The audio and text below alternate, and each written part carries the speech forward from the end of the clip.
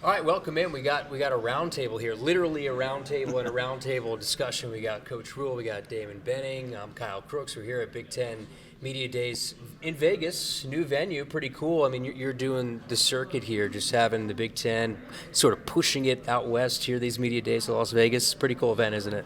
Yeah, I'll be honest with you. I don't think college sports should be in Vegas, so I wish it was back in Indianapolis. But it's nice. It's nice. Yeah. All right, love that way to start. Look at these guys. Look at these guys. Yeah, they look sharp. Yeah. They look sharp. Hey, when you're 50, you ain't gonna look like this.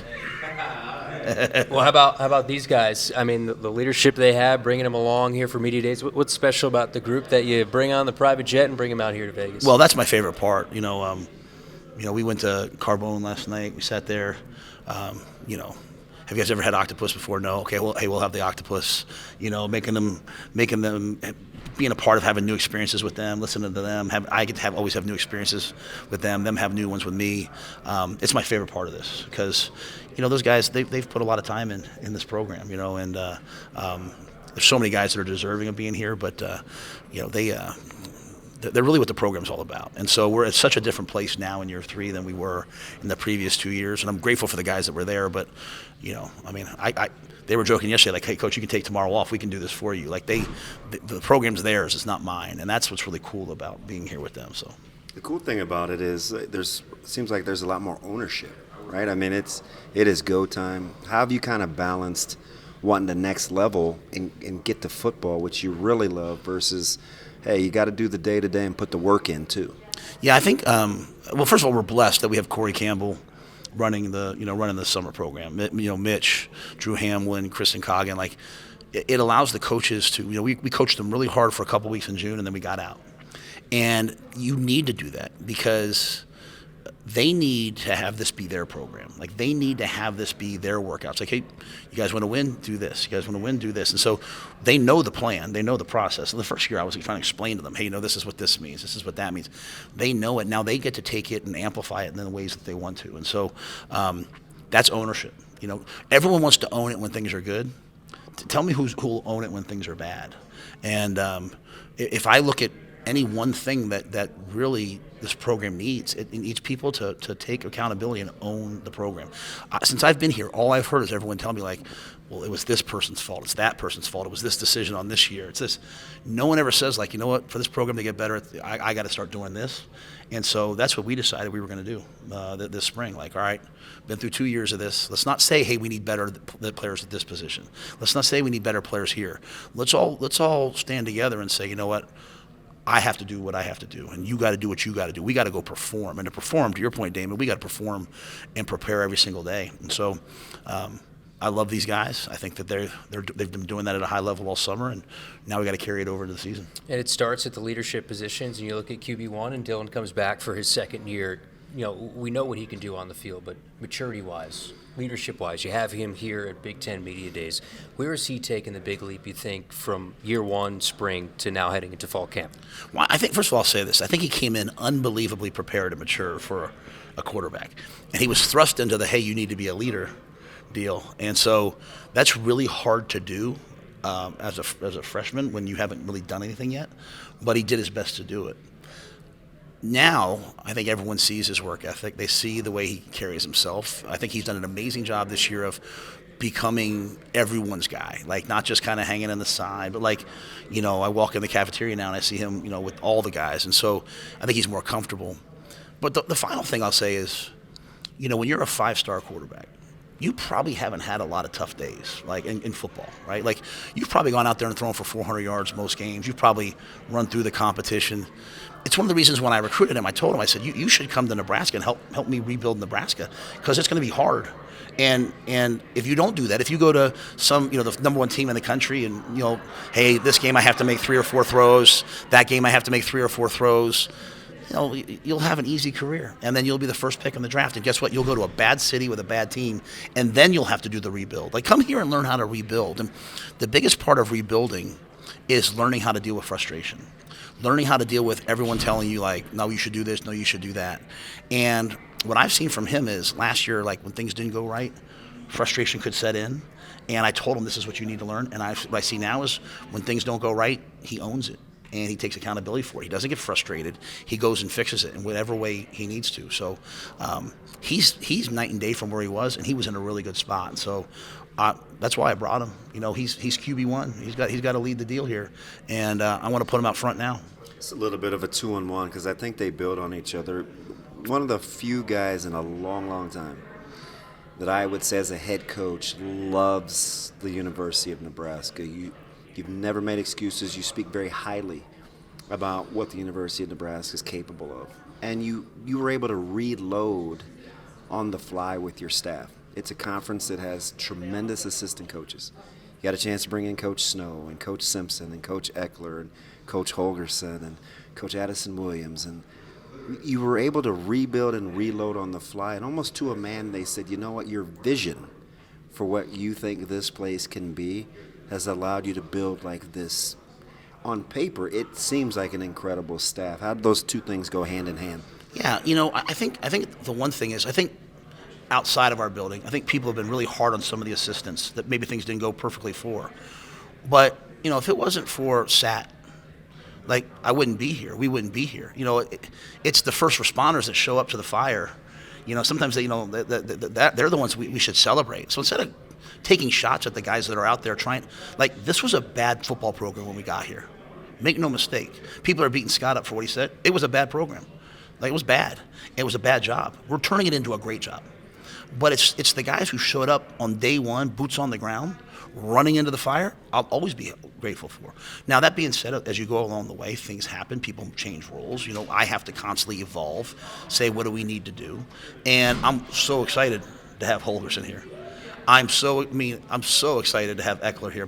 He texts me every day something. I'm like, you don't have to text me every day, but like, literally one day he's water skiing, and the next day it's a special teams thing. But I think as you evolve, you're constantly saying, hey, who do we need here? But as we've taken this from what I would say was not a great program, that's probably going to blow people's minds, but it wasn't in a good place. As we've rebuilt the infrastructure, as we've changed everything, as Trev and now Troy have poured all this. What Troy Dannon's doing right now is amazing. Look at our athletics are across the board. That doesn't happen without tremendous investments into the program. And so that's why it's now a really good job. And people want to come be a part of that. What I'm telling people is, hey, it's about to be a great job.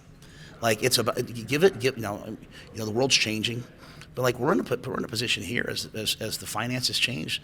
Nebraska's going to be in a great space in the next 2 to 3 years, but especially in 4, 5, 6 years. And so, I'm proud of the guys who came here. I think it's always important we think about that. But I'm also very grateful for the guys who are showing up now because they're going to take us to the next level. And you know what? I walk in the office every day. I'm kind of like, well, what do I do? Holgerson's got the offense. Butler and Snow are get out of the room. I can't even walk into Eckler's office. Corey runs the weight room. Kristen runs. I'm kind of like, all right. Susan runs the football. I just walk around and talk to the players. So, I really don't know what my job is anymore, and that's a good thing because we have so many great people doing their job at a high level. Excitement for what you have at some of those skill positions. You bring in guys from the transfer portal, and Dane Key, what he did at Kentucky, and Isaiah Hunter, specifically. You bring back Barney and Emmett's, you assume have a breakout year at the running back spot. But we talked about Dylan, but now the pieces around it, and this offense is this the most skilled offense that you think you've had in quite some time in college? In Nebraska. Well, just in general. Well, we're pretty explosive at Baylor now. We had first rounder, second rounder. We had Denzel Mims, Tyquan Thornton, but these guys remind me of that. You know what I'm saying? Yeah. We got. I think when you talk about that, you look at the tight end position. We got so many players at tight end that can play. Even receiver. You look at the Cortez Millses of the world. People don't sleep on Keelan Smith and Quinn Clark. Those guys can play. And so, I think what's happened. I want to say this. I think Dane Key did such a great job of coming in as a guy with production in the SEC and being such a hard worker, so humble, rallying that position. That was a position over the last couple of years, a little bit of jealousy. Well, why is he playing? Why is Jacory? Well, Jacory, if I asked Jacory to play defensive end and blitz, he'd run out in the field. He'd be like, let's go. He loves football. And so I think you bring the youth and exuberance of Jacory and those guys, and you bring the experience of Dane, and I think DeKeel's a difference maker as a receiver coach. And so, and then honestly, the thing with Dana is people don't know is he doesn't play. Like, I don't care how talented you are. If you're not going to run the route at 18 yards and you can't line up, he's gonna take you out. Like Thursday practice last year, one of our really good players like couldn't line up. It just it wasn't his fault. He'd been sick or whatever, missed meeting. It doesn't matter. Like execution's execution. The standard is the standard. And so I think that mentality from Dana on down has been different. But to your point, I think we have unbelievably explosive players. And, like, guys that haven't even hit the field yet, Quentin Ives, Mekhi Nelson, Isaiah Mosey, like, moving around from wide receiver, not kind of going over running back. Like, I just think we have a lot of difference makers. They're all going to have to fight to get on the field. There's only one football.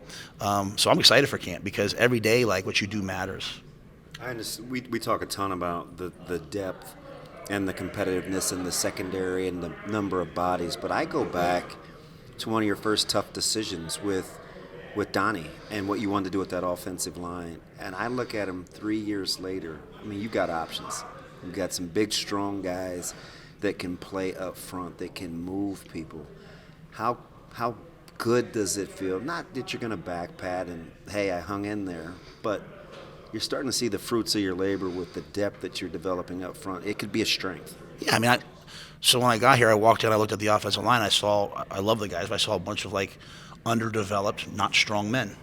And you win in football with strong men up front. And so, Donnie had just gotten there, and him and I have the same offensive line philosophy. It's controversial, but it's what we believe in. I did it at the Giants. He did it at the Bears. So if you're doing it in the NFL, it's probably somewhat, useful. But it's like I don't want to have an O-line coach that I'm constantly like, well, why are we doing this? Well, why are we doing that? And I think as you see the guys grow and develop, like they're just different humans. But it's all interrelated. It's the commitment to Troy putting millions of dollars into the training table so that our guys can eat. It's our guys who don't always love it. Me saying, no, breakfast, lunch, and dinner is mandatory. Because you know what, we're not gonna catch these teams that are ahead of us eating Jimmy John's every day. So let's go eat some real food. It's Kristen putting together a plan. It's Mitch and Corey in the weight room. So like you don't just get O-linemen. Like this year there's some portal alignment, but for the most part, moving forward, guys, you're gonna have to grow your own offensive lineman, and we knew that from day one. And so now I look up. There's a bunch of really good players. And most O-linemen aren't going to come in and play as a freshman. They're really probably sometimes not going to play as a redshirt freshman. It takes 3 years. And I think Donnie's done a great job, but I think it's all the pieces around Donnie. And then I think Dana's done a good job of being like, hey, here's our runs, here's our protections, let's master them. And I thought that was our best position this spring, was the offensive line when I watched spring practice. And one of the final ones, Coach, we'll talk about the defensive side of the ball, but a lot of the conversation about what was lost up front, but the guys that you still have here and the ceilings of those guys and the veteran nature that you have in the back end of that defense, and John Butler now being the defensive coordinator. When you look at all those things, what do you think the ceiling is? It was a long way to go, but ceiling of that defense. Yeah, I mean, I think we can be a great defense. I mean, we've been a top 25-ish defense the last 2 years. I mean, the year before we got here, I think Nebraska was 108th in run defense. And with the same guys, we were, you have to pull the numbers up. I mean, but we were pretty good. And part of that's the way we practice, the way we do things. Like we're just not going to have a bad defense. It's just not going to happen. Now, when I look back to last year, we gave up way too many big plays on defense. And we gave up way too many big plays. Sometimes even, a guy would get a first down and we give up a big play. And some of that was, a couple guys, Tommy was playing hurt and gave up a couple plays. But we have to eliminate those plays. But, when I go out places, people ask me about the defensive line a lot. And our defensive line is going to be hell on wheels. Just watch. We can talk about a lot of things. And you know what we have, though? We have Andrew Marshall, and we have Sierra Wright, and we have Amari Sanders and Bly Hill and Jeremiah Charles. We got corners that can match up and play man. We got Javen Wright, who's a cheat code. He can match all the best tight ends in this league. Like, you don't have to put a safety on him, which lets you have an extra safety rob people. So we can play man, load the box, and stop the run if we have to. We can blitz. When I go to bed at night, the things that keep me up at night, it's not the D-line. Our defense is going to be good, and I like Butler. He's an aggressive guy, and he's not going to settle for bad defense. I'll get you out in this because you're super competitive. Where do you want to get better on game days? What does Coach Rhule look at himself and say, you know what, I want to get better here? Yeah, so if you could go back to the bowl game and you could watch me in the bowl game, you would see me like 20 yards away with my hands in my pockets watching the game. because I have not many gifts, but one gift I have is I can see the game if I'm not too far into the game, and I can be like, I can reduce the complex to simple, like, hey guys are just doing this, or hey guys, like Dana will probably get mad, but in the middle of that game we hadn't called mesh, and it was like late in the second quarter. I said, hey Dana, we don't like mesh anymore, which he invented the play, and he got pissed, and so he threw the touchdown to Emmett on mesh, and he let me have it over the headset, and I say that to say, like, I have to make these big decisions. 4th and 3 are we going to go for it? 4th and 1 are we going to go for it? Like. And I think when you get too caught up in the micro, you can't deal with the macro. And you step back, and you're like, well, guys, we're only losing because of this. And I think it's one of the problems, like in Nebraska, because we haven't won yet, we sometimes get so caught up in, like, this just happened. It's like, guys, it's UCLA. It's 13-7. So we played Ohio State. I think it was 13-6. Our guys are in the locker room throwing their helmets like, we're going to win this game. It's 13-7 a week later against UCLA, and everyone's in the locker room like, oh, the crowd's booing us. And for me, I have to be the guy that gets them out of those things and gets them forward. And so in the bowl game, I simply stepped back and just let the coaches coach, said some things when I had to, tried to watch the big picture, not trying to get involved too much to fix everything, dealt with the game management, dealt with, like, hey, let's do this, let's do that, and was much calmer, wasn't as much attacking the referees, was much more like, hey, let me take care of the big picture here. And I think when I do that, I'm a better coach. Now, sometimes you can't do that. Like in year 1, when it's a fire, in year 2, when the embers have burnt the thing down, you're trying to because that's what those things are. Like, you come in, you don't say, hey guys, this place is a dump. You say, like, hey, yeah, but I'm telling you, like, year 1 was really hard. Like, man, I GIF, Reimer, those guys, amazing humans that they stuck around and helped us rebuild that thing. And so it's I'm talking a lot today, I apologize. You two people I know, everyone else I'm gonna give like really short answers. But I think having the ability to step back and just keep it very big picture and let Glenn talk to Dylan about, hey, they just did da-da-da-da-da, and try to keep the team here. You know what I mean? Like, you got to stay here if you want to win the games in this conference that we're going to have to win. It seems like you're ready to go. Fall camp, here we are. I mean, this is you're chomping the bit. The talking's over. You're ready to go now. Yeah, we were on vacation, and like it was like the last day, and like we're at the beach, and like the last 2 days I didn't go to the water, I didn't go to the beach, and my wife's like, "Oh, you want to get back?" I'm like, "Yeah, I want to get back." So I'll do a couple of things, this week, but on Sunday I can't wait to see the coaches, see the guys, just even seeing the way they look right now. They look great, so it'll be fun. You got Marquise, the social media correspondent. You going to do any TikToks, anything like that? I know you got one that went super viral. Yeah. Become a good dancer too, man. Become a good dancer. You should see my wedding video. I absolutely crush it. Yeah, I can't wait to get that video. Yeah, you should see my wedding video. Julie and I absolutely crushed it at our wedding. Well, Coach, we appreciate you. Thanks so much for this conversation. Coach Rhule, Damon Benning, Kyle Crooks here at Big Ten Media Days. Coach, you're the best.